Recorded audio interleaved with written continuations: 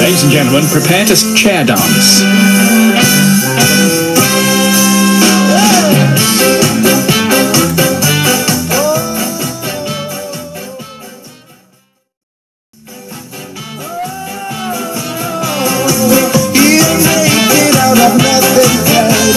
Something give it to you all for free. Be another bluebird tonight, babe. I wanna get in out of 10. Hello, Nitinian, 10 out of 10. It can be verified I was chair dancing, but not to all of it, because I've got to do a little chat now. The recession's been a hard time for many people. When Forester Ian Carpenter found himself facing redundancy, he did what most sensible people would do. Picked up the newspaper, got a look at the job section, and then things changed a little. Unlike most sensible people, Ian decided to apply for just about everything in the paper.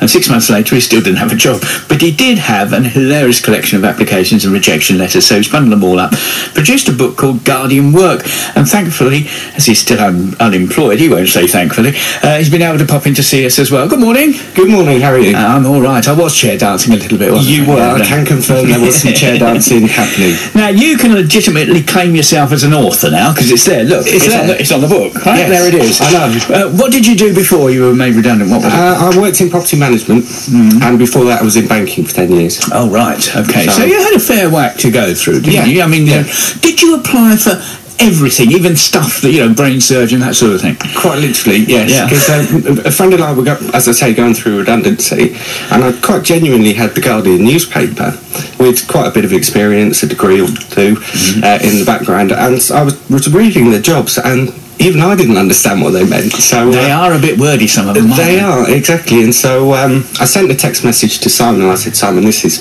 ridiculous. I don't understand a single one.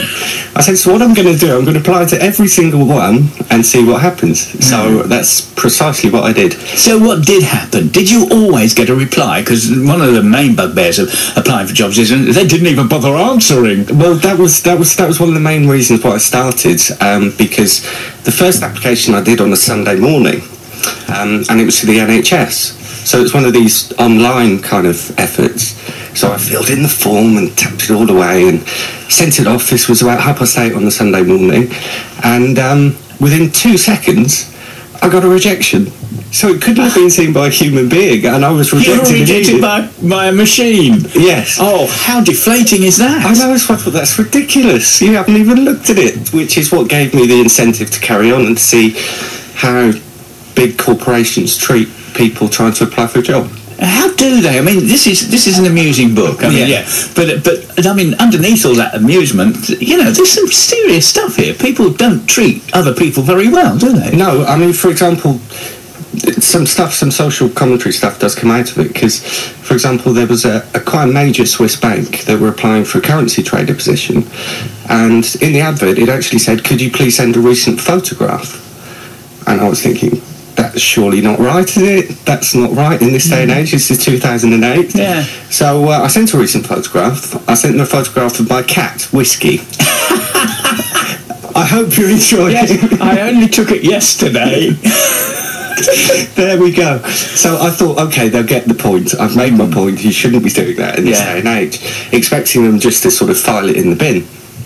But the following morning at 8:30 in the morning, I got a response from the managing director of this Swiss bank saying that they would like to interview the cat. Oh, they took it up. They took it up. They took it up, and they thought, well, this bloke's going to be mildly amusing. Let's see what we can do. Exactly. That's not bad, is it? No. That's quite good. That is. They saw what you were trying to do and sort of got the joke. Exactly. Yeah. But not many people did. No. Did you apply for jobs that you really had no idea what they wanted from you? Yes. For example, I applied to be an acrobat at the Cirque du Soleil. And as you can see me now, I'm obviously not an acrobat. I also, because I was writing it as a blog, so I was writing it every day, so people were following it.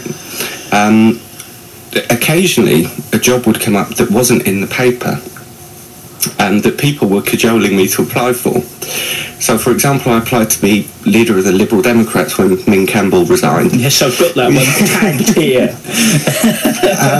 So that was quite a good one. But of course they had to take me seriously because they were a major political organisation. Yeah, I mean, I've got a letter somewhere. When whoever it was before Sven resigned or got the sack, I applied for his job So did as I. England manager. Did So you? did I. Did you get a nice letter back? No, I didn't. Did you? Oh, yes, I got a nice letter back. Oh, so you got further than I did. In fact, I got down to the interviews. No, I didn't.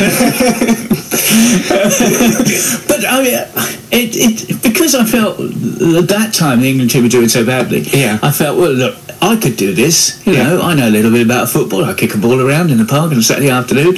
I can do this. So I sent my resume in, and it was a polite rejection, but a rejection. I got literally nothing. It was when Steve McLaren went. Yeah, that's it. We followed on from each other. So there we go. You're still not working. Is that because you are now writing? That's right. Well, I've been sort of promoting the book. It was published in June last year. I've got a job on the horizon back in property management, but for the moment that's just on hold. While I just I mean, you've done this now. Is there anything else you can do about that? You've got something else? Yes, look, a little smile on your face. Yeah, I literally, as you said, I didn't intend to be a writer. This is my first book, and it happened from that one experience, and it just came out of nowhere. But I kind of got the bug because it really is fun when you're doing stuff like that. It is, isn't it? And obviously, I mean, I've read little bits and pieces of it, and it's one of those books that you can just open up and just read a couple of pages and put down again. Open it up anywhere, and you get. So I actually went through it, indexed it. Yeah. So if you did actually want to find when I applied to the English FA, you can see it in the back, and so you can come and pick out that particular. Was it all via email? Did anybody actually write anymore? One letter. Out of all this? Out of 450 applications. One from a company called Audley Travel. There we go. Yeah. But did that make you want to work for them or not want to work for them? It did, actually. Yeah. So I responded back in writing. It was the only time that I actually spent any money on stamps. Because obviously it would have cost me a fortune sending it in stamps. So that's why I did it by email. But the next one involves applying for, competitions in local newspapers. Oh, yes. And sometimes the prizes really aren't that good, are they? Yes. Yes. Right.